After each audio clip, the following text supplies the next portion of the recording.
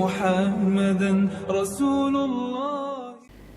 Jemaah sekalian, alhamdulillah mengawali jumpa kita di subuh ini, kita memanjatkan syukur pada Allah Subhanahu wa taala atas seluruh limpahan karunia dan nikmat yang Allah anugerahkan pada kita sampai detik ini. Jadi adab dalam syukur itu diajarkan oleh Al-Qur'an secara total. Dan minimal 17 kali sehari kita diajari bersyukur kepada Allah. Totalitas itu digambarkan dalam 2 huruf saja. Ada al.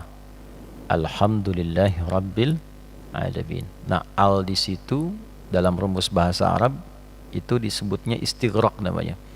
Istighraq itu sesuatu yang sifatnya komprehensif, menyeluruh, total. Jadi Allah mengajarkan pada kita kalau mau bersyukur itu sifatnya total. Jangan setengah-setengah. Saat dapat jabatan syukur, saat dimutasi hilang syukurnya. Padahal di balik hikmah mutasi itu boleh jadi ada pesan-pesan kebaikan dan maslahat untuk kita yang belum kita tahu. Asa an takrahu syai'a wa huwa khairul lakum. Demikian Allah sampaikan di Quran surah kedua Al-Baqarah ayat 216. Boleh jadi ada yang tidak ideal, yang tidak kita sukai. Di balik itu ada hikmah kebaikan yang telah Allah siapkan yang belum kita tahu. Waktu dapat proyek, syukur. Waktu gagal tender, hilang syukurnya. Padahal boleh jadi Allah palingkan dari apa yang belum kita lihat madaratnya kepada sesuatu yang baik, yang belum tampak kebaikannya. Nah, jadi kalau menghadirkan syukur itu, gambaran Al-Qur'annya total. Dari ujung kepala sampai ujung kaki syukuri. Karena banyak nikmat yang kadang belum kita rasakan, atau bahkan yang dirasakan itu syukurnya. Nikmatnya sudah terasa, karena belum diketahui, belum kerasa syukurnya itu. Nah, itu didorong dulu oleh diri kita supaya optimal syukurnya. Ini bagian pertama. Nah, itu yang dimaksud nanti penegasan Allah dalam satu ayat yang tegas dalam Al-Quran. La'i syakartum la'azidannakum. Lihat rumusnya. Awas, ini dalam sekali kajiannya ya. La'i syakartum. Kalau kalian bersyukur, la'azidannakum. Aku pasti akan tambahkan nikmatku. Nah, cara bersyukurnya bagaimana? Ya. Nah, seringkali sebagian orang memahaminya syukurnya itu parsial sifatnya, sebagian-sebagian. Ya. Dapat makanan, syukur berbagi. Lahir anak, syukur akikahan, gitu ya. Bagus. Tidak ada masalah, bagus. Tapi kalau kita bisa total, semua nikmat itu disyukuri, dari ujung kepala sampai ujung kaki, dari apa yang kita dapatkan selama berkehidupan, itu tambahannya banyak nanti. Ya, la'azidannakum, itu poinnya. Jadi ini bagian pertama yang kita ingin buka. Karena bulan ini bulan penuh syukur. Sekarang sudah masuk tanggal 28 di bulan Rajab 1445 Hijrah. Nah, Rajab ini itu namanya, nama lainnya bulan Ta'zim namanya. At-Ta'zim, bulan kehormatan, bulan keagungan, bulan evaluasi. Bulan kehormatan, bulan keagungan, bulan evaluasi. Jadi kalau kita di bulan ini mampu mengevaluasi diri sehingga mengembalikan keadaan kita terhormat di hadapan Allah, itu nanti naik derajat kita di hadapan Allah. Muncul ta'zimnya. Diagungkan, diangkat derajatnya. Salah satu cara untuk mengangkat derajat itu, salah satunya evaluasi diri. Itu poinnya. Nanti totalitas dalam pelajaran itu ditemukan dalam fikih sholat nantinya. Itulah sebabnya esensi atau hal terpenting dalam peristiwa Isra Mi'raj itu terletak pada sholatnya. Kalau yang lainnya itu tambahan mu'jizatnya saja. Perjalanan dari Masjidil Haram ke Masjidil Aqsa kan menunjukkan sifat mu'jizat yang tidak bisa dilakukan manusia biasa untuk menegaskan yang ini Rasul. Selain Rasul nggak bisa begitu. Bisa nggak bolak-balik Masjidil Haram ke Masjidil Aqsa yang jaraknya cukup jauh, ya, dengan melakukan perjalanan yang kompleks. Banyak perjalanannya. Bukan cuma jalan. Kalau jalan ya pakai pesawat kecepatan tertentu bolak-balik selesai, bisa bolak-balik, ya. Tapi yang dimaksudkan di sini dengan teknologi di masa itu yang tidak ditemukan, ya kan? Yang kedua, dengan agenda yang tidak semua orang bisa melakukannya. Di Masjidil Aqsa tuh ngapain gitu kan? Kemudian naik ke langit, ya, dipertunjukkan oleh Allah kekuasaannya, linuriyahu min ayatina, itu poinnya. Ya, linuriyahu min ayatina, Quran surah 17 ayat 1. Jadi kami tunjukkan, kata Allah, keagungan kekuasaan yang belum tampak di kalangan manusia. Yang biasa kelihatan kan di alam manusia saja, di bumi kan. Langit belum tahu kan. Nah, karena ini nabi, ini rasul, bukan manusia biasa, ditunjukkanlah kuasa Allah di semua alam. Jadi bumi nampak, langit nampak. Ya. Nah, itu penegasan mukjizat. Tapi intisarinya bukan pada perjalanannya. Intisarinya pada hasil yang didapatkan dari perjalanan itu. Itulah sholat. Dan sholat itu menariknya bukan hanya untuk nabi. Ini poin pentingnya itu. Sholat itu bukan hanya untuk nabi, tapi semua ajaran tentang sholat dari mulai waktunya, penamaan waktunya, sampai dengan penunaiannya, dari takbir sampai dengan salam, ternyata disitulah esensi kehidupan kita.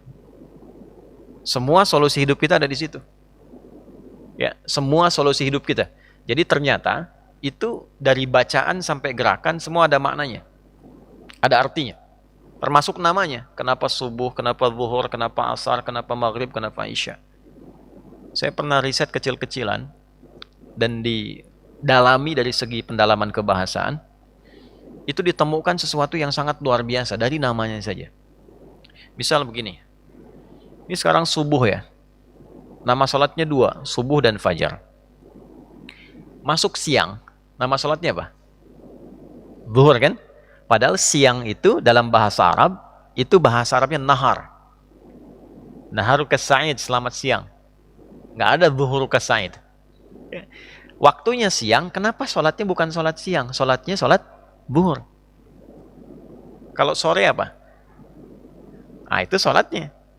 Tapi sore itu dalam bahasa Arab disebutnya masa. Masa al-khair, selamat sore. Tapi waktu sholatnya bukan sholat masa, sholat asar. Maghrib, kemudian isya kan? Isya itu sholat apa? Di waktu malam ya. Malam. Malam itu lail, bahasa Arabnya. Lail itu malam. Tapi kenapa sholatnya sholat isya? Nah, itu ada artinya. Ada maknanya. Itu belum masuk ke penunaiannya. Jadi dari penunaian itu dari mulai takbir sampai dengan salam. Saya kembalikan dulu oleh-oleh terpenting yang dibawa Nabi dalam Isra Mi'raj. Yang kita sering ingat-ingat, dalam bahasa Indonesia diperingati, diingat-ingat. Ingat itu supaya sadar, supaya paham tentang pentingnya yang diingat, dihadirkan ingatan itu, kalau perintah dilaksanakan, kalau larangan ditinggalkan, kalau kenangan itu disyukuri. Ya kan? Ingat gak kita pernah ketemu kemarin? Wah, ingat tuh. Ternyata memori itu memori keindahan, kan saling ngobrol, senang kan, disyukuri kan? Ya, ingat gak yang saya perintahkan kemarin? Begitu ingat, siap laksanakan, kan? Ingat gak yang saya katakan kemarin? Dilarang, oh jangan lakukan lagi. Ya, mengingat tuh begitu. Jadi memperingati itu mengingat momentumnya, bukan sekedar kita ya datang, duduk, makan-makan, tertawa, pulang.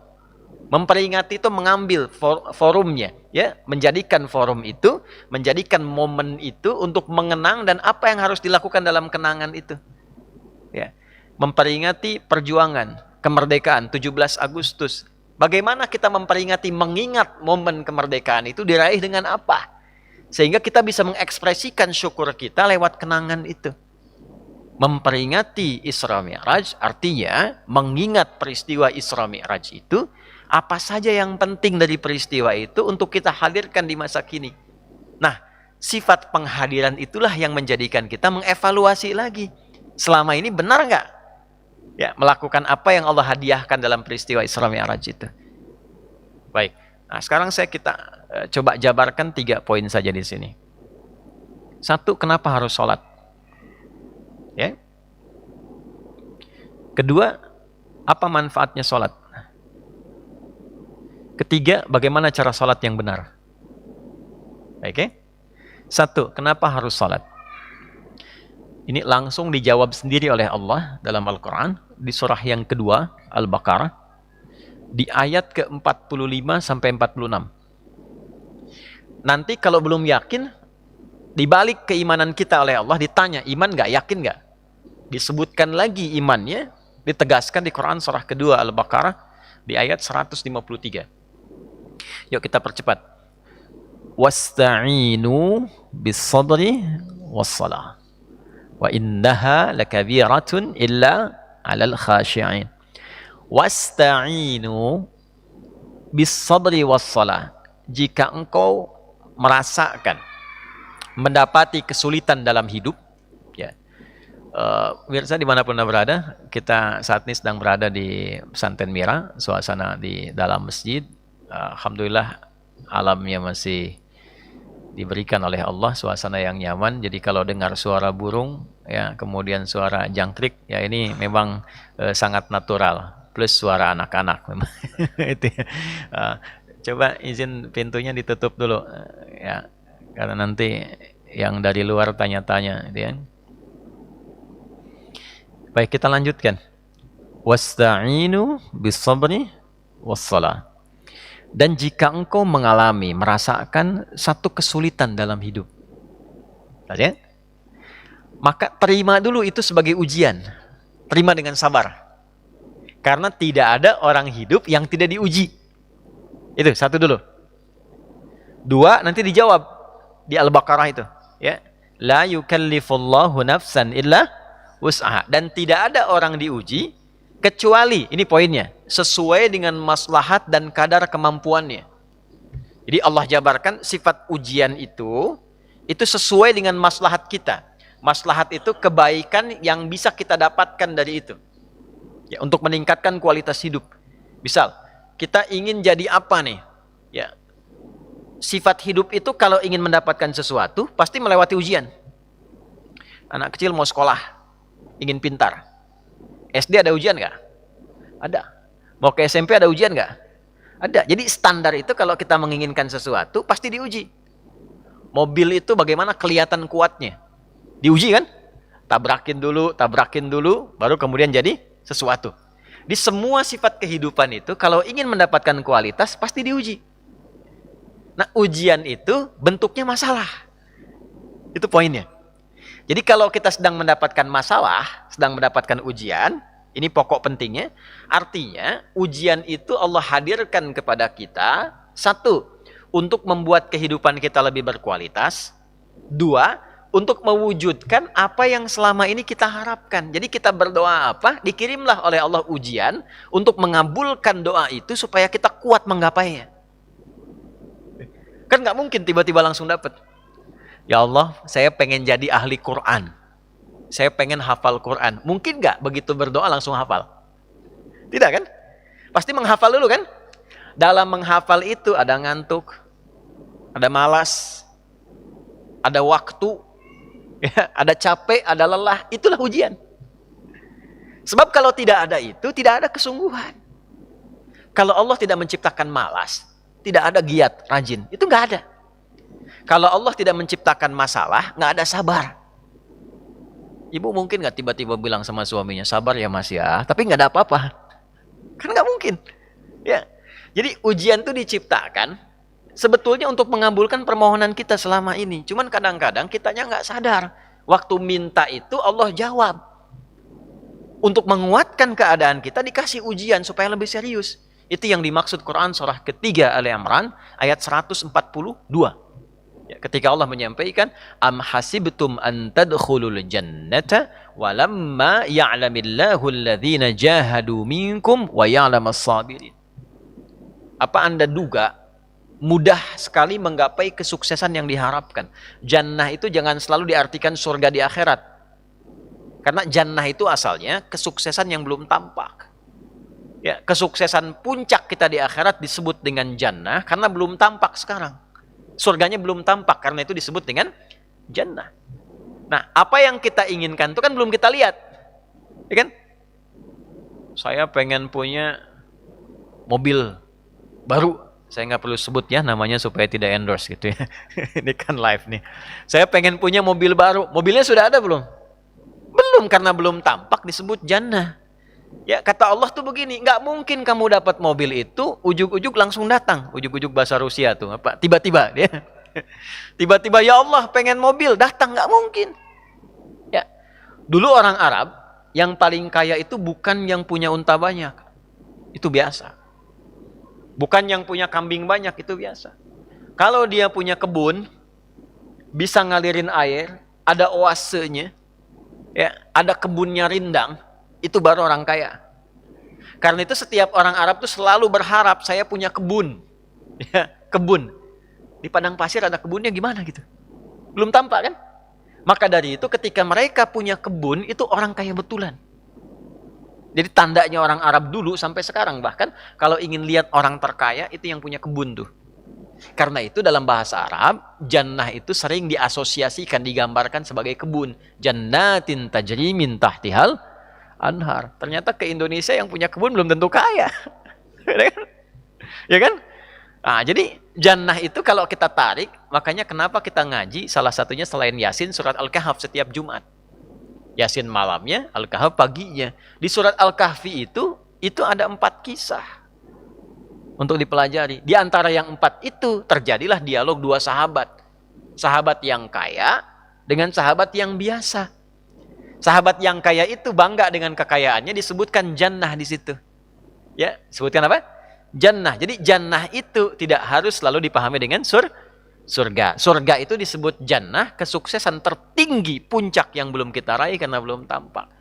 Jadi kalau kita mengharap di kedudukan, saya pengen pangkat naik, pangkatnya belum ada tuh sekarang. Bintangnya masih di langit, belum turun nih. Pengen kedudukan kan belum tampak kan? Nah, itu jannahnya. Saya pengen sukses usaha tuh, ngitung-ngitung. Tapi kan hitungannya angka, wujudnya belum ada. Itu jannahnya. Kata Allah, am hasibtum an tadkhulul jannah. Apa Anda duga begitu mudah sekali mendapatkan kesuksesan yang Anda harapkan itu? Walamma ya'lamillahu alladhina jahadu minkum wa ya'lamas sabirin. Sementara Anda belum melewati ujian-ujian yang Allah siapkan untuk mendapatkan itu, yang harus dilalui dengan kesungguhan dan kesabaran. Nah, jadi kesuksesan itu tangganya adalah tangga persoalan. Gitu. Yang menemukan lampu siapa tuh? Ya, Thomas Alva Edison kan? Berapa kali percobaannya sampai jadi lampu?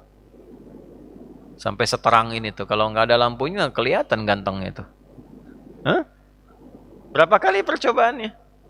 Tuh. Semua orang tuh melewati fase-fase itu.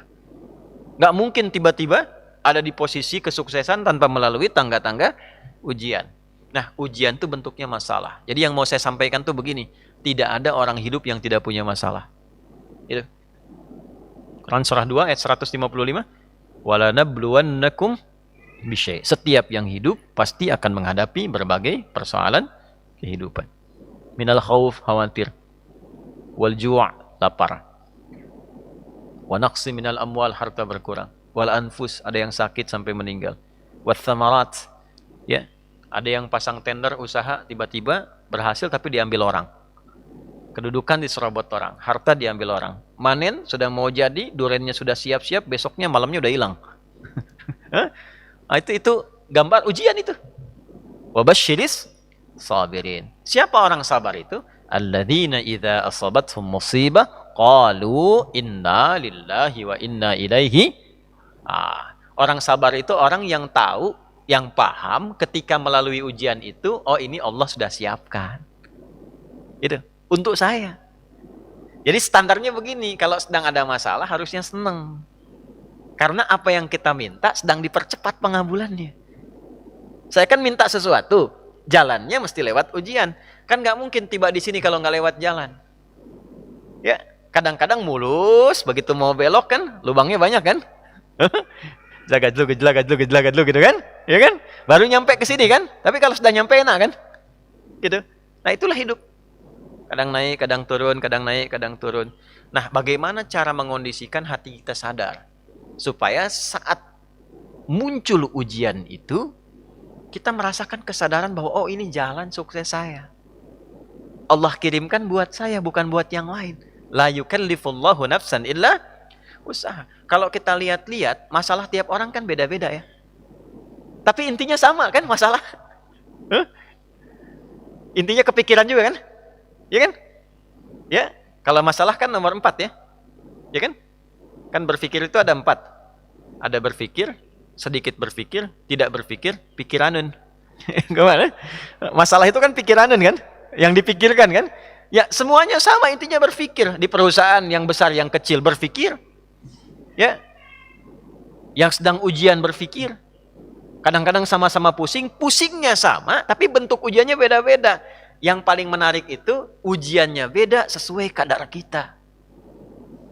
Nggak mungkin level direktur diuji dengan level pegawai bawah misalnya. Itu mustahil. Tapi sama-sama pusing juga.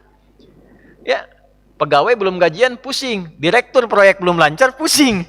Pusingnya kan sama kan? Tapi wujud ujiannya beda. Karena sesuai dengan maslahat kita. Itulah la yukallifullahu nafsan illa. Nah, cara mengatasinya bagaimana? Supaya saat diterima itu ada ketentraman dalam jiwa.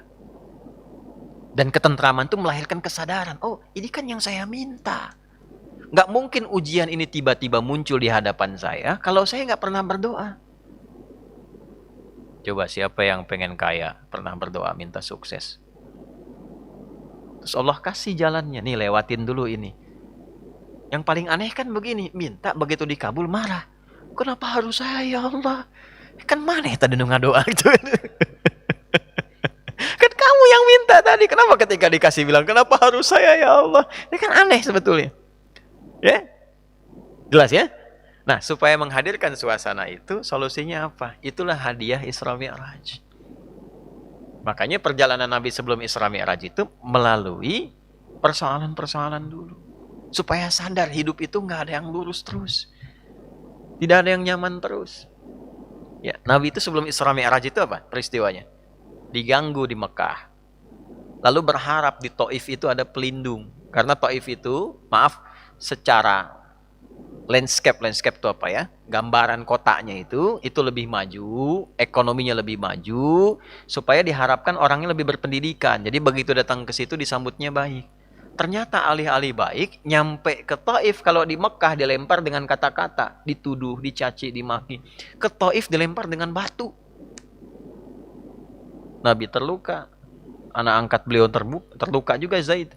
Istirahat, datang malaikat 2 turun.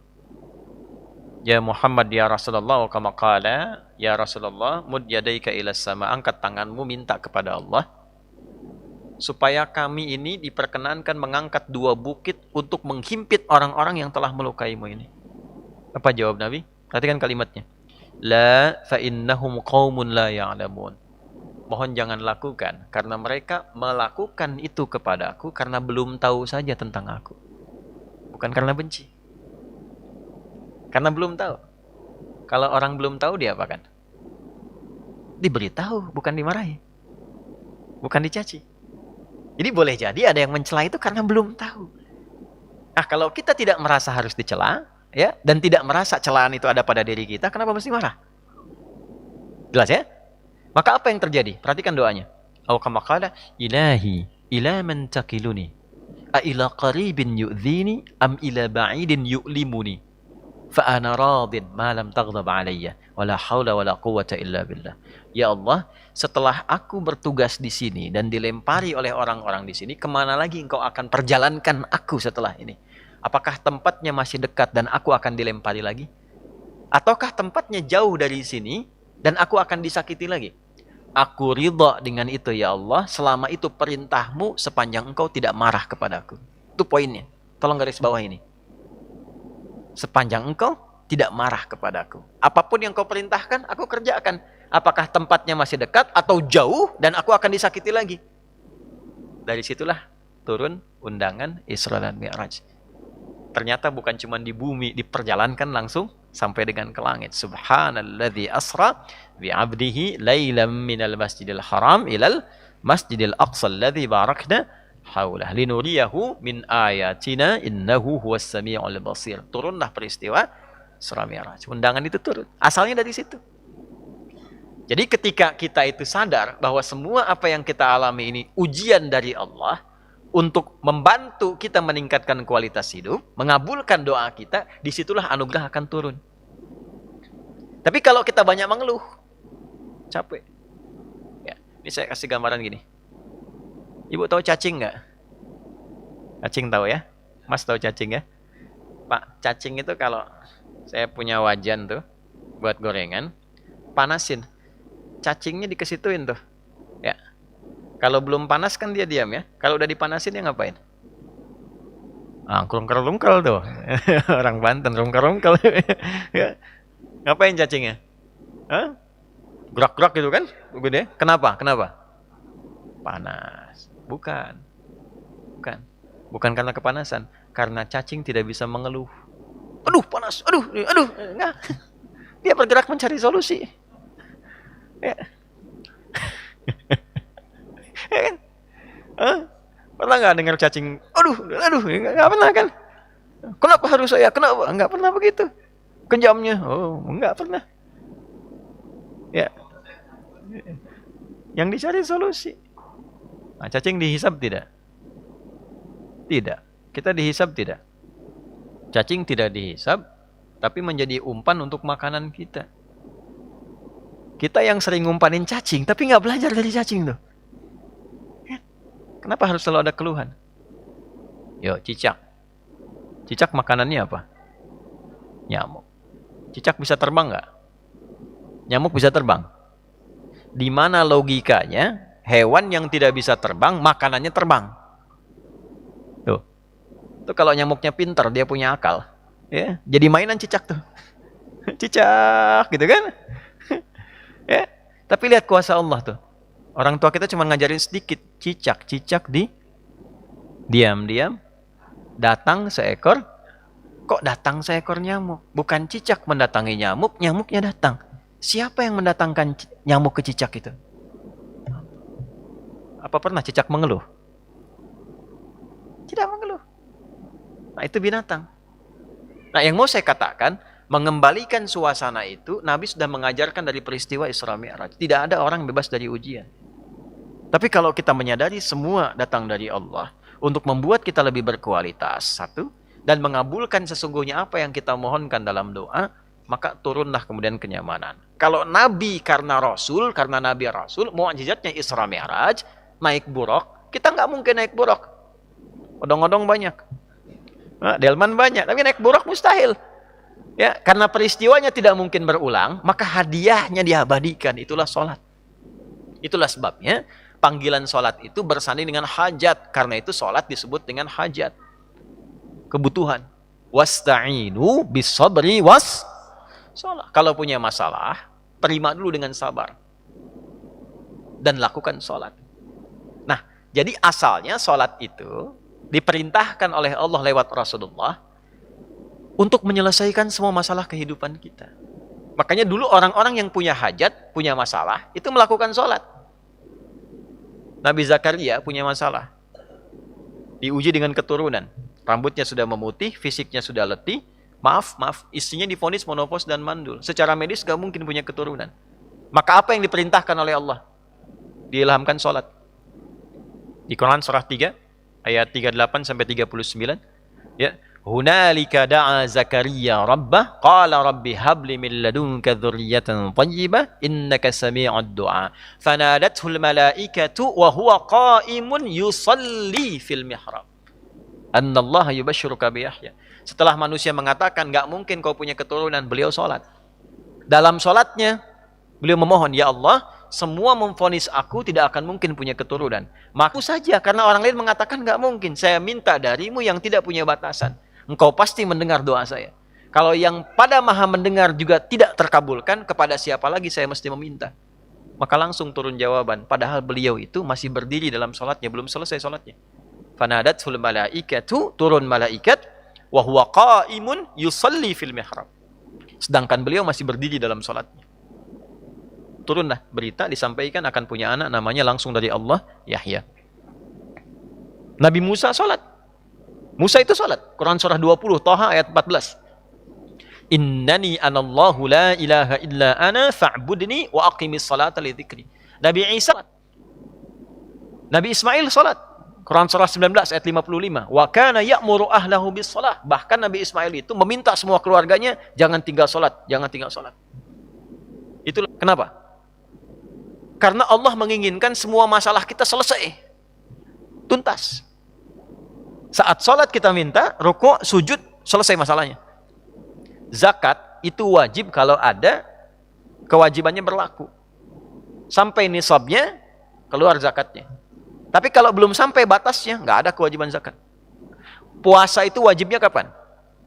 Ramadan. Kalau tidak Ramadan, tidak wajib, kecuali nazar. Ya. Dan saat Ramadan pun kalau nggak mampu, masih bisa diganti. Kalau tidak qadha, fidyah. Haji wajib nggak? Kapan? Bagi yang mampu. Tapi sholat, semua berlaku, berdiri. Nggak bisa berdiri, nggak mampu, duduk. Waqu'uda. Nggak bisa duduk, berbaring. Nggak mampu berbaring, isyarat. Nggak mampu isyarat, berkedip. Dengan kedipan selama masih sadar. Nggak mampu berkedip, disolatkan. Kan sudah selesai. Ya. Ya, sampai titik akhir tuh. Ya, sampai titik. Kenapa? Karena Allah tidak menginginkan semua hambanya siapapun punya masalah yang tidak selesai. Duduk punya masalah, selesai. Berbaring punya masalah, selesai. Itu masalahnya. Dan tidak ada orang hidup yang tidak punya masalah. Ini subuh kan baru berapa menit tadi kita lewat tuh? 30 menitan. Ada nggak yang nggak punya masalah sekarang? Nggak ada. Nanti subuh ke zuhur pasti punya masalah lagi. Kalau sholatnya benar, selesai. Itulah asalnya. Itulah asalnya. Jadi keistimewaan sholat itu, keistimewaan sholat, mengapa disyariatkan sholat? Yang pertama adalah, ini intinya, supaya kehidupan hamba itu mendapatkan kemudahan di sisi Allah dan selesai semua persoalan-persoalan kehidupannya. Jelas sampai sini? Baik.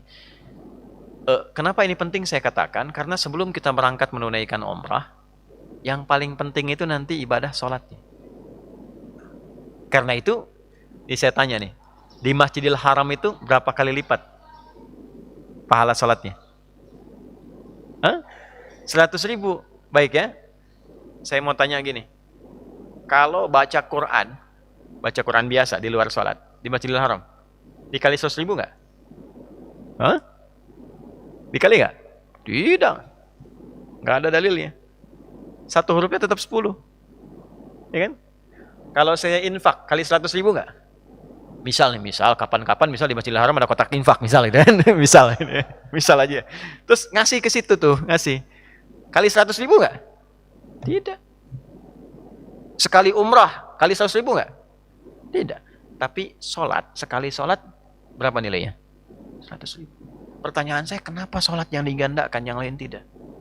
Karena Allah ingin menunjukkan yang terpenting itu sholatnya. Dan ada apa di balik sholat itu? Dan itu semua jenis sholat, bukan sholat fardu saja. Ya. Dan semua jenis sholat, termasuk yang sunnah itu terkait dengan kebutuhan kita. Ada dunia, ada akhirat. Misal, ya, malam kan alhamdulillah kita tahajud ya. Kenapa ada tahajud padahal sunnah hukumnya? Itu untuk memudahkan karir kehidupan. Yang aktif, yang bekerja supaya dimudahkan karirnya, dilindungi, dibimbing saat beraktivitas. Kalau ada masalah dibimbing supaya tidak melakukan yang haram. Tidak harus nyogok, tidak menyuap, tidak menempuh langkah-langkah kriminal. Dibimbing, itu tahajud. Ya, dilindungi dari gangguan. Kan Nabi itu, turunnya ayat itu salah satunya kan melindungi Nabi. Dikepung 100 orang, pasukan khusus. Tiba-tiba dibikin tidur di surat Yasin itu kan. Fa'aghshaynahum fahum la yubsirun. Ya, mereka nggak bisa lihat, ditutup tuh. Itu amalan tahajud. Salat duha, apa manfaatnya? Rawatib yang 12 rakaat di At-Tirmidzi nomor hadis 414 itu dari Ummu Habibah. Ya, siapa Ummu Habibah? Nama aslinya Sayyidah Ramlah. Ya, Ramlah binti Abi Sufyan. Sayyidah Ramlah istri Nabi, salah satu istri Nabi sallallahu alaihi wasallam, Sayyidah Ramlah binti Abi Sufyan. Ya. Bibinya itu yang Ummu Jamil, Urwah binti Harb. Ya, suami Ummu Jamil itu pamannya Nabi juga, Abu Lahab namanya. Sayyidah Ramlah nanti menikah dengan Nabi sallallahu alaihi wasallam, disebut dengan Ummu Habibah, melihat kebiasaan Nabi menunaikan salat sunnah 12 rakaat. 2 rakaat sebelum subuh, 4 rakaat sebelum zuhur, 2 rakaat setelah zuhur, 2 rakaat setelah maghrib, 2 rakaat setelah isya. Ternyata setiap rakaatnya itu ada manfaatnya. Saya kasih rumus begini, kalau tidak ingin disibukkan oleh dunia jadi kecil, jaga 2 rakaat sebelum subuh. Karena itu dalilnya mengatakan rakaatul fajri khairum minad dunya wa ma fiha. 2 rakaat sebelum subuh itu lebih baik daripada dunia dan seisinya. 2 rakaat sebelum subuh itu bangunnya setelah subuh atau sebelum subuh? Ya harus bangun sebelum subuh. Ditunaikan dalam keadaan ngantuk atau sadar? Sadar. Makanya sadar dulu, tahajud dulu malamnya. Istighfar dulu, supaya begitu menunaikan fresh keadaannya. Ini pengen dunia jadi kecil tapi sholatnya nggak sadar gitu kan? Kan nggak mungkin. Coba minta sama pimpinan dalam keadaan nggak sadar, diusir. Ya, jelas sampai sini? Nah, itu ada manfaatnya. 4 rakaat sebelum zuhur apa manfaatnya? 2 rakaat setelah zuhur apa manfaatnya? 2 rakaat setelah maghrib, 2 rakaat setelah isya apa manfaatnya? Itu kalau kita keluarkan fadilahnya, itu semua terkait dengan semua masalah kehidupan kita. Itulah sebabnya ada sholat sunnah. Jelas sampai sini? Nah, ini bagian pertama karena sekarang masuk 28 Rajab dan sering diperingati dengan Isra Mi'raj, ya kan? Nah, Isra Mi'raj itu bukan hanya seremonial, tapi mengingat kembali esensi yang ada di situ untuk kita amalkan dalam kehidupan kita. Nah, insya Allah saya mau masukkan kepada teori. Nah, umrah itu juga nanti ada kaitan erat dengan apa yang kita bahas tadi. Apa artinya umrah? Umrah itu apa? Nah, ini poin. Umrah itu dari kata amara, asal katanya. Ya'muru. Kemudian dari situ muncul kata umur. Umur, apa artinya umur? Hah? Berapa umurnya mas? Usia ya, sering kita katakan usia. Asalnya bukan usia, Pak. Asalnya bukan usia. Kalau usia itu kan batas hidup ya. Perjalanan kehidupan sampai batasnya. Nah, itu bahasa Qur'annya bukan umur, asalnya ajal. Asalnya ya, ajal. Contoh Quran surah 7 ayat 34. Ya, fa idza jaa ajaluhum la yastakhiruna sa'atan wala yastaqdimun. Wa likulli ummatin ajal. Setiap orang yang berkehidupan di dunia, bahkan satu umat semua ada batasnya, enggak ada yang abadi. Umatnya Nabi Musa masih ada sekarang? Enggak ada. Muminya ada Firaun. Ya kan? Abu Jahal masih ada? Enggak ada, kisahnya aja yang ada. Semua selesai kan? Nah, itu batas hidup. Nah, sekarang begini. Batas hidup itu oleh Allah dirahasiakan gaib supaya kita serius mempersiapkannya. Ya. Jadi menjalani dunia serius, menjalani akhirat serius. Coba kalau diberitahu ajalnya nih. Sekarang jam berapa? Jam 6 kurang 11. Ya, WIB waktu Indonesia bagian Banten. Nah, misal Anda dijadwalkan meninggal ajalnya jam 6 misal. Ini contoh saja ya, contoh. Contoh. Jam 6 meninggal misalnya. Kalau kira-kira tinggal 11 menit menuju ajal, masih sempat nggak mau sarapan? Enggak. Mau diajak olahraga mau nggak? Enggak, di masjid ya, astagfirullah, astagfirullah gitu kan? Ya, maka nggak ada kenikmatan dalam menjalani hidup. Ya, saya pernah lihat tuh ada film yang digambarkan tentang mencantumkan ajal di tangannya itu. Jadi nggak enak hidupnya. Coba kalau ajal itu tidak gaib sifatnya, nggak nyaman kita. Mau kerja nggak enak. Pak, mau besok upacara? Enggak, tinggal 2 jam lagi. Nggak mau, nggak enak. Hidupnya nggak nyaman. Ya kan? Maka dibikin gaib itu supaya kita nikmat menjalani kehidupan. Mau makan enak, makan durian enak, makan sop enak, nyaman aja. Ya. Tapi dalam hal yang bersamaan diingatkan oleh Allah, ajal itu bisa tiba kapan saja. Ada nggak yang tahu kapan meninggal? Tidak, karena tidak tahu kapan meninggal, mungkin nggak datang saat ini juga? Mungkin. Nah, rasa itu menjadikan kita lebih hati-hati. Betul, duriannya enak, tapi jangan sampai ngambil durian punya orang lain. Ya. Betul, kendaraan itu bagus, tapi milik orang. Betul, baju itu bagus, tapi punya orang. Nah, ketika kita menginginkan kejar dengan dunia, rasakan seakan-akan kita akan hidup menjalani itu sebagai khalifah, pemakmur, sukses, tapi ingat baik-baik, dalam rangka mengejar itu niatkan ibadah, karena mungkin boleh jadi saat kita lakukan, kita wafat punya nilai di hadapan Allah. Itu poinnya. Nah, cara menjalani itu, itulah yang disebut umur. Itu umur. Jadi ajal itu batasnya, usianya, umur itu caranya. Dia punya 3 arti. 1, sesuatu yang bermanfaat. Sesuatu yang bermanfaat. Umur. Berapa umurnya Ustaz Adi? 40 misal. 40 tahun. Selama 40 tahun itu berapa kali lisan berkata yang bermanfaat? Pandangannya sudah bermanfaat belum? Pekerjaannya bermanfaat belum? Itu maksudnya. Ya. Umur itu artinya sukses. Umur itu artinya bahagia dan berkah. Jadi sepanjang hidup kalau beraktivitas usahakan maksimal sampai sukses. Bekerja sampai selesai. Ya, pekerjaan bagus itu yang gimana? Pekerjaan bagus itu gimana? Bang yang kerja nih, yang bagus itu yang gimana? Yang selesai. Pekerjaan bagus tuh pekerjaan yang selesai. Gitu, tuntas. Ya, skripsi yang bagus tuh skripsi yang selesai. Tulisan yang bagus tuh tulisan yang selesai. Tuntaskan sampai kita sukses, ya.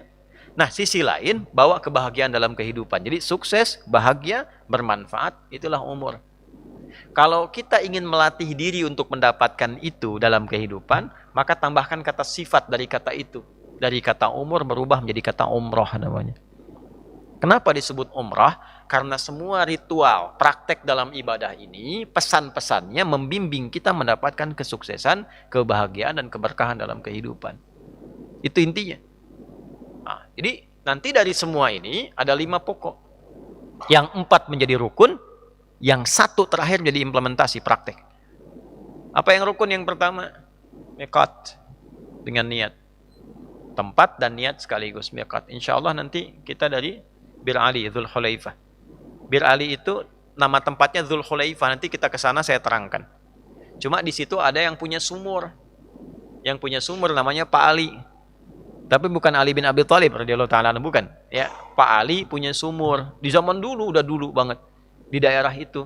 Kalau orang mau perjalanan, mau ke Mekah, mau kemana, lewat situ bersih-bersih dulu. Ya, di sumur Pak Ali itu.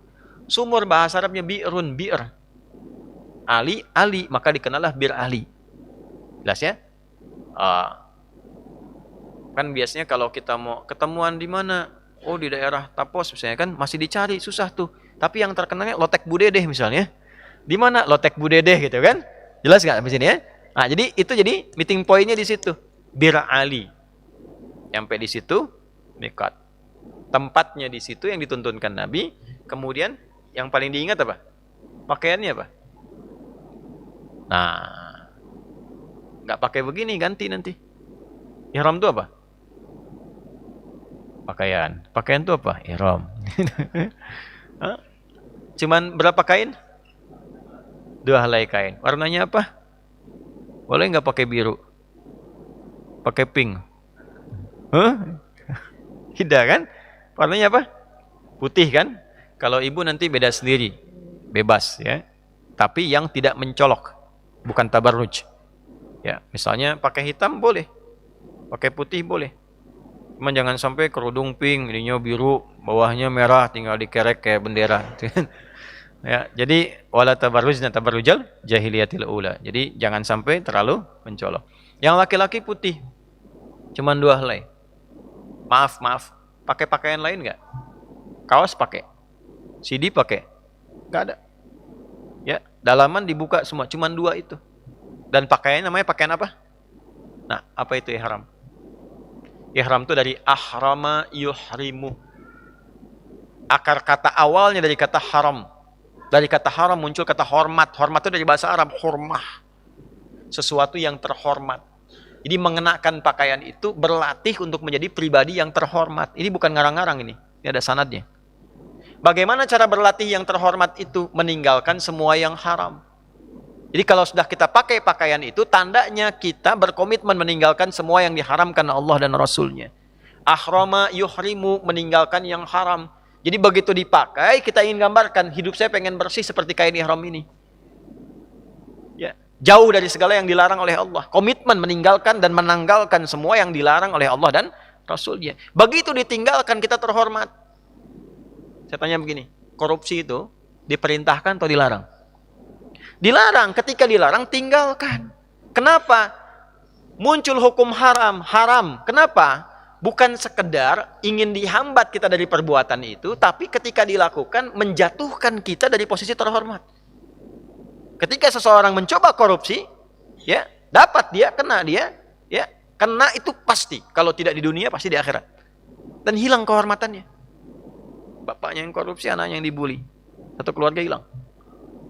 Kenapa berbohong itu haram? Karena saat ketahuan berbohong itu dilakukan dan dia melakukan itu, turun kehormatannya di hadapan Allah. Ketahuan turun di hadapan manusia, tidak ketahuan oleh manusia turun di hadapan Allah. Pilih mana? Runtuh kehormatan di hadapan Allah atau runtuh kehormatan di hadapan manusia? Dua-duanya rungkad. Hancur dua-duanya kan? Ya, dua-duanya hancur. Jelas sampai sini? Oke, itulah pakaian ihram. Orang yang disebut muhrim. Orang yang sedang berkomitmen. Jadi diingat. Jadi begitu mengenakan pakaian itu, kalau hidup ingin berkah, hidup ingin sukses, hidup ingin bahagia, tinggalkan segala yang dilarang. Minimal hati lebih tenang.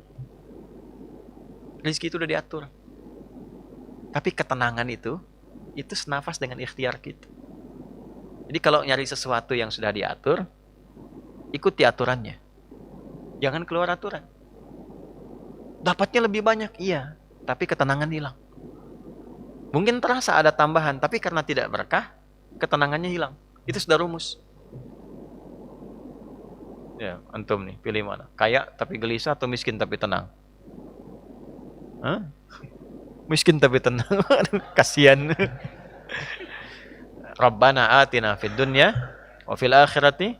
Nah, kaya tapi tenang. Jelas? Ini pakaian ihram. Jadi begitu dikenakan, kita katakan komitmen. Komitmennya kita katakan labbaik Allahumma umrah. Labbaik Allahumma labbaik. Labbaik Allahumma umratan. Itu niatnya.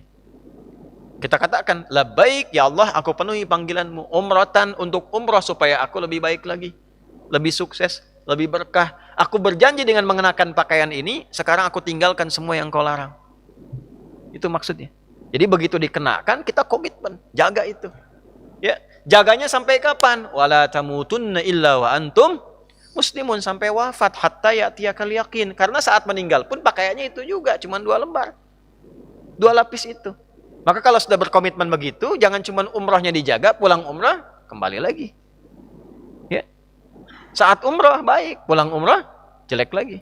Saat umrah soleh, pulang umrah salah lagi. Itu masalah. Problem. Dijaganya sampai meninggal, makanya kainnya terbatas. Jagain itu, karena kain itu yang dipakai saat pulang. Jangan mempermalukan malaikat nanti pas kembali itu ya. Kamu ini saat di sini begini, saat balik, nah repot. Jelas di sini? Itulah pakaian ihram. Begitu sudah dikenakan, sudah rapi, kita dilatih, sudah mulai mengondisikan diri. Potong kuku nggak boleh lagi. Oke, nanti kita akan bahas secara detail ya. Sebelum berangkat itu, sebelum miqat, mandi dulu, potong kuku, ya, rapi-rapi semua. Nanti setelah dipakai pakaian ihram, nggak boleh potong kuku lagi, ya. Cabutin jenggot nggak boleh tuh, ya. Nah, rambut nggak boleh yang melekat di tubuh, jaga. Terus tidak boleh menyakiti, baik dengan lisan ataupun dengan perbuatan.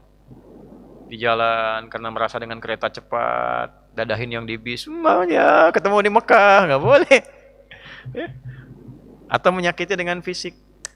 Ya, awas hati-hati, nyamuk bisa seharga kambing tuh. Kalau ada nyamuk, hinggap tuh ya, nggak boleh diniatkan langsung mukul, tlek gitu, terus mati, kambing dalamnya itu. Seharga apa? Itu latihannya mahal itu. Latihannya mahal. Terus bagaimana solusinya?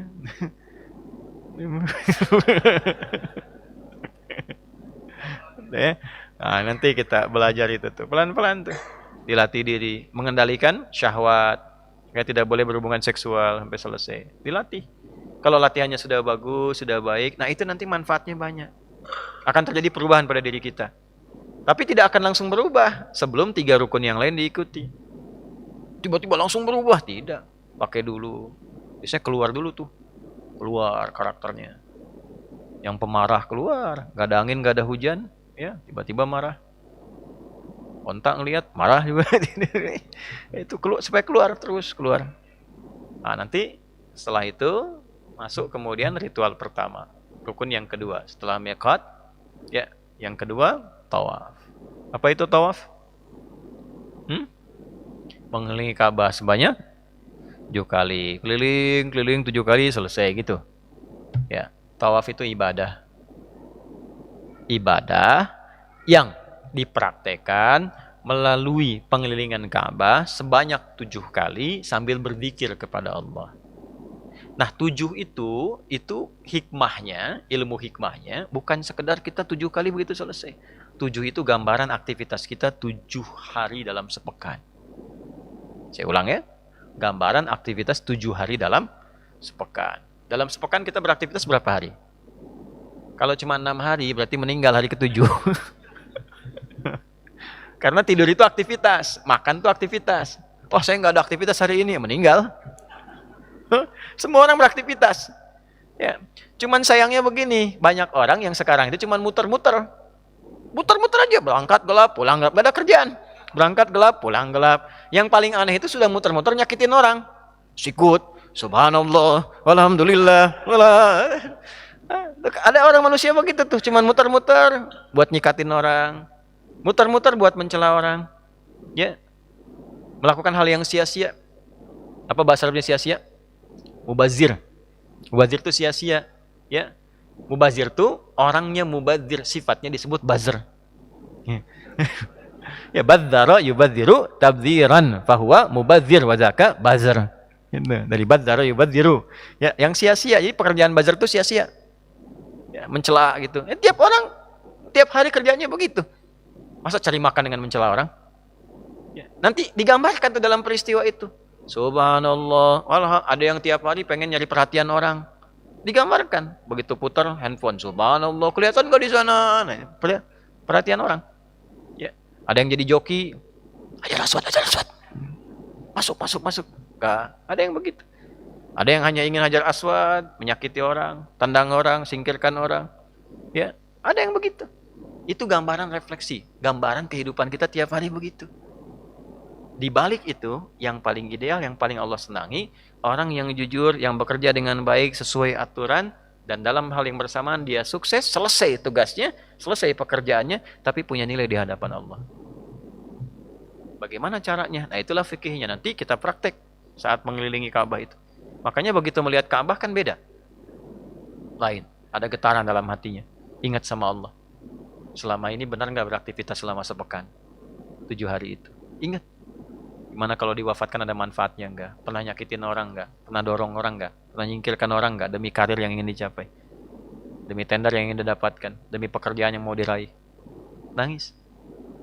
Baru kita katakan kan? Allahumma zid hadzal baita ta'ziman wa tashrifan wa takriman wa mahabbatan wa birran wa zid ala man hajjahu wa i'tamarahu aw ra'ahu ta'ziman wa tashrifan wa takriman wa mahabbatan wa birran. Paham? Tidak.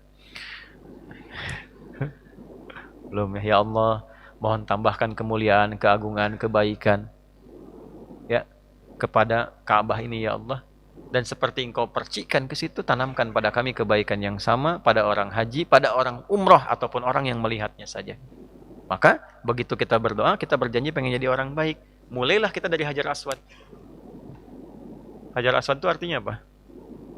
Hajar artinya batu. Aswad artinya hitam. Hajar artinya batu. Aswad artinya hitam. Jadi Hajar Aswad apa? Batu. Nah, emang hitam? Tidak. Waktu turun warnanya apa? Putih seputih susu. Kenapa jadi hitam? Dosa siapa? Manusia. Anda manusia? Nah, berarti nyumbang saham di situ tuh. Jadi hitam tuh. Ini karena dosa kita juga, dosa saya juga, dosa Anda, dosa kita. Makanya begitu ke situ fitrah kita bergerak, nangis. Nangis itu bukan karena haru juga, karena dosa. Makanya sadar kita, langsung istighfar. Ya, sadar. Begitu sadar angkat tangan kita kan? Ya kan? Kalau dalam salat kan angkat tangan juga, tanda kepasrahan, tawakal sama Allah. Menyerah kita. Nyerah. Urusan-urusan akhirat dunia kita pasrahkan pada Allah. Bismillahirrahmanirrahim. Kalau agak panjang ya Allahumma imanan bika wa tasdiqan bi kitabika wa ittiba'an sunnati nabiyyika Muhammad sallallahu alaihi wasallam. Bismillahirrahmanirrahim. Nah, begitu kita katakan Bismillahirrahmanirrahim, apa yang diucapkan? Subhanallah walham wala ilaha Allah akbar. Nah, saya agak percepat. Itu maksudnya apa? Maksudnya kita berkomitmen subhanallah, selama ini kau lupa sama Allah dalam beraktivitas. Subhanallah itu kalimat yang kita saat ucapkan untuk menepikan segala yang tidak layak bagi Allah. Quran surah 2 ayat 116, wa qalu ittakhadallahu waladan subhanah. Mereka berkata Allah punya anak. Subhanah, enggak benar itu. Ya, terus Anda kerja, saya kerja, kita kerja. Tiba-tiba waktu sholat masih asik kerja. Lupa dengan sholat, benar enggak? Hah? Tidak benar. Maka setelah itu subhanah. Subhanallah, selama ini lupa sama Allah. Ngaji jarang. Padahal tahu Quran itu mukjizat, ada pahalanya, tapi dibaca jarang. Satu hurufnya berapa? 10. Kalau dosa, udah tahu dosa banyak. Baca Quran nggak mau, padahal satu hurufnya bisa nutup dosa banyak. Sekarang ini salah 9. Satu huruf, nun. Lumayan 10. Kurang 9 masih ada 1. Dosa kecil ya. Nah, alhamdulillah, syukur. Masih pengen nambah, padahal yang ada belum dipakai ibadah. Motor pengen nambah, pengen jadi mobil, padahal motor aja belum pernah dipakai ke masjid. Pakaian pengen nambah, pengen setiap yang dilihat dibeli, padahal yang ada aja belum dipakai ibadah. Allahu Akbar. Setelah itu sadar, muncul kesadaran. Nah, setelah itu berhentinya di mana? Kalimat itu di Maqam Ibrahim. Maqam Ibrahim itu kenapa di situ ada pelajaran lagi? Itu rahasianya di Quran surah 19. Saya agak cepat karena waktu kita terbatas. Ya, di surah Maryam itu saat masuk ke ayat 47, 48, 49 itu rahasianya. Falamma i'tazalahum ma ya'buduna min dunillahi wa habna lahu Ishaq. Ketika seseorang itu sudah ada dalam dirinya kesadaran untuk mendekat kepada Allah, ya sadar. Nabi Ibrahim sadar mengatakan inni wajjahtu. Sekarang sudah semua ujian saya teruskan kepada Allah. Pekerjaan saya untuk ibadah aja. Inna salati wa nusuki wa mahyaya wa mamati lillahi rabbil. Nah, betul enggak itu? Salat saya, ibadah saya, pekerjaan saya sebagai ibadah. Udah betul nggak ke situ? Kalau sudah semua karena ibadah, makannya ibadah, minumnya ibadah, kerjanya ibadah, sudah. Allah anugerahkan apapun yang diminta termasuk yang mustahil menurut orang. Karena itu ayatnya mengatakan wahabna lahu Ishaq, bukan Ismail. Ishaq itu anaknya siapa? Nabi Ibrahim. Dari siapa? Sayyidah Sarah. Siapa Sayyidah Sarah? Istri beliau yang mulia, yang divonis oleh medis tak mungkin punya keturunan. Yang tak mungkin pun jadi mungkin. Oleh karena itu, setelah dari Hajar Aswad ke Makam Ibrahim, itu doanya formal, nggak ada yang lain. Subhanallah, walhamdulillah, wala ilaha illallah, wallah akbar. Sampai situ misal. Formal doanya.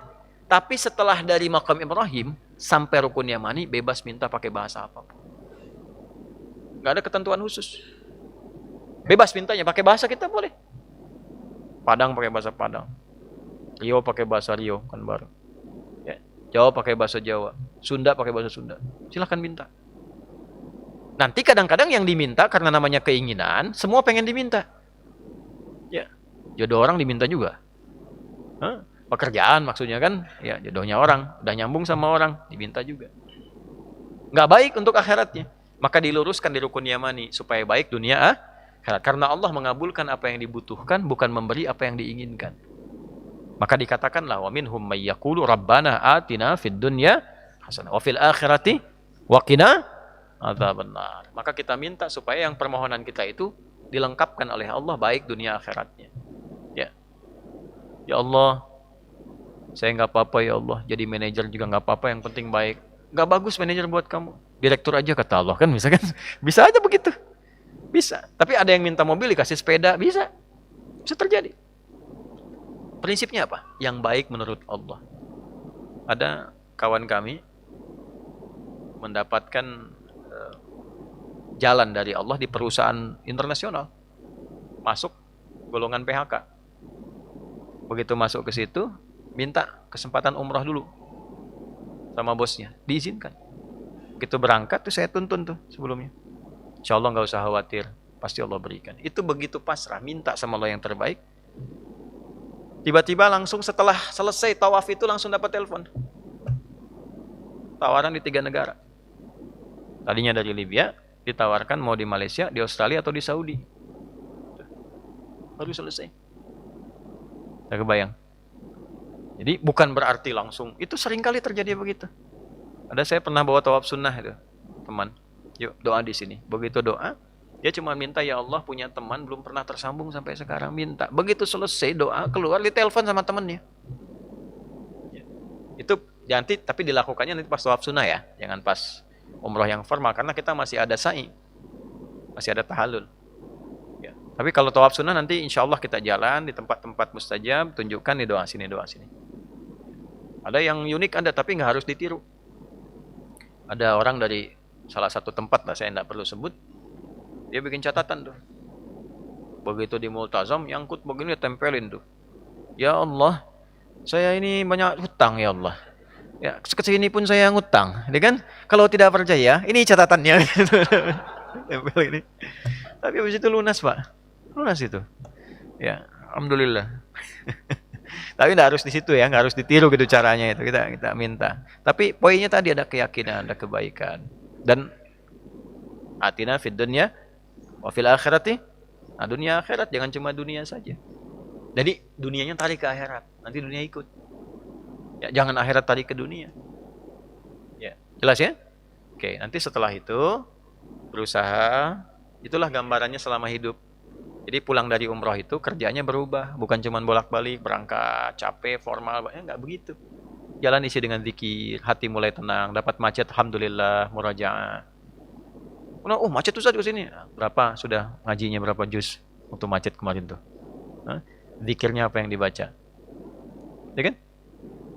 Apa yang dilakukan saat Allah kirimkan itu? Nah, itu nanti akan menyesuaikan sendiri setelah dapat itu semua. Setelah itu, sa'i. Saya agak cepat, dua lagi. Apa sa'i? Lari-lari kecil. Kalau lari-lari besar, maraton. Gitu ya. Sa'i itu asalnya bukan lari-lari kecil. Sa'i itu asalnya usaha yang sungguh-sungguh dan serius. Saking sungguh-sungguhnya ada lari di situ. Kecil, jalan cepat untuk perempuan. Siapa yang lari dan jalan cepat? Namanya Sayyidah Hajar. Kenapa lari? Karena sungguh-sungguh ingin apa? Ingin mencari sumber air untuk anaknya yang kehausan. Maka berangkatlah dari sofa. Sofa itu artinya apa? Sofa itu jernih, bersih. Maksudnya apa? Kita udah mau tawaf nih. Melakukan pekerjaan kita, ngambil hikmah dari tadi. Ingin beraktivitas, lakukan dengan sungguh-sungguh. Spirit tawaf bawa. Ya, kalau mau kerja yang serius, jangan nanggung. Nanggung itu nggak dapat apa-apa. Kalau belajar yang sungguh-sungguh, menghafal yang sungguh-sungguh. Nah, kalau ingin nyaman memulainya, walaupun berat tantangannya, berpikir yang positif sofa. Positif dulu, Allah pasti berikan jalan. Tidak ada masalah yang tidak ada solusinya. Tidak ada problem yang tidak ada jalan keluarnya. Hadirkan. Orang yang selalu positif dalam menjalani apapun, itu mencapai setengah kesuksesan. Nah, apa yang ingin kita raih, puncaknya disebut marwah namanya. Puncak sesuatu yang ingin diraih. Apakah langsung mendapatkan itu? Tidak. Naik turun. Kadang dalam usaha begitu, sedang di atas turun. Begitu ada peluang, cepat kejar. Ada peluang tidur. Ya, nggak dapat. Ada peluang kejar. Ada pengajian, ustaznya bagus, kejar. Ada proyek bagus, kejar. Bikin tender, kejar. Tapi yang bersih. Yang bersih, karena sofa bersih. Jangan pakai nyogok, jangan pakai nyuap, jangan pakai macam-macam. Naik. Cuman memang ada kalanya turun dulu. Nanti datar, kejar lagi peluang sampai naik. Ya, dan jangan pernah menyimpulkan kalau sekali coba itu gagal, tidak. Ya, karena saya itu berapa kali? 7 kali. Mulai dari mana? Sofa. Berhenti di mana? Itu pasti marwah, nggak mungkin di sofa tuh. Kalau berhenti di sofa, kalau nggak 6, 8 tuh. Ya. Karena kalau 7 pasti marwah. Orang yang benar ngikutin sofa pasti dapat marwah. Orang yang kerjanya benar sesuai ketentuan sa'i itu pasti dapat ujungnya, nggak mungkin nggak dapat. Sekalipun pendapatan itu mungkin tidak diraih olehnya, oleh sosok lain yang melimpahkan keberkahan padanya. Bapak nabung, ibu nabung, pengen umroh, pengen haji. Nabung aja nggak apa-apa, dapat sedikit. Tapi ternyata, berangkatnya lewat anak. Ternyata berangkatnya lewat ikhtiar. Berangkatnya lewat pasangan, bisa jadi begitu. Selama ini kita cuma berdoa, tapi ternyata doanya dikabul lewat sisi yang lain. Maka dari itu, kalau sudah ikhtiar, itu dicatat tuh. Allah perintahkan malaikat catat. Terkabul. Adapun jalannya nggak usah dipikirin, karena ketentuannya sudah begitu. Wa yarzuqhu min haitsu la yahtasib. Jadi jangan disimpulkan bahwa anak yang hebat, tidak, orang tuanya yang bekerja. Wasilahnya lewat anak, atau anak bekerja, wasilahnya lewat orang tua. Bisa jadi begitu. Jadi begitu Sayyidah Hajar bolak-balik, Ismail itu kan gerak-gerak. Tapi air nggak keluar. Begitu sudah sampai di marwah yang ke-7, Ismail bergerak, Allah perintahkan malaikat. Jibril kepakan sayap. Bersamaan dengan bergeraknya anak menendang, keluarlah air. Begitu keluar, anaknya nangis, ibunya balik, katakan zam, zam, kata ibunya. Apa artinya zam? Kumpul jangan berhenti. Zam, kumpul jangan berhenti. Zam, kumpul jangan berhenti. Sampai sekarang airnya dikenal dengan zam-zam. Yang terus terkumpul tidak pernah berhenti. Terus ngalir. Di orang yang berusaha karena Allah. Walaupun dia mengalami sulit, kadang lari, kadang naik, kadang turun. Tapi dia kerjakan karena Allah. Anugerahnya akan terus berkumpul tanpa pernah berhenti. Sampai dia wafat sekalipun. Apapun pekerjaannya. Kalau dia berkarir akan terus dikenang. Nah, itu poinnya. Kalau sudah itu dilakukan, tenang pikiran kita. Nyaman.